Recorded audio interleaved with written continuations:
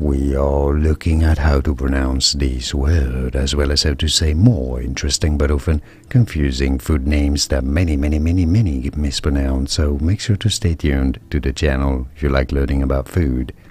So this is a word from French, and in French it is said as glace.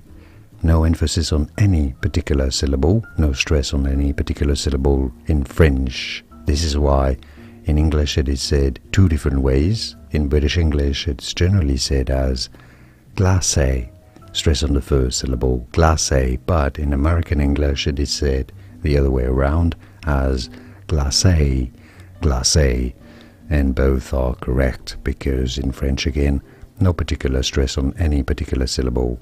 Now you know why. Also, more videos here on how to pronounce more interesting words and names, food names that many mispronounce. I'll see you there to learn more. Like and subscribe. Thanks for watching.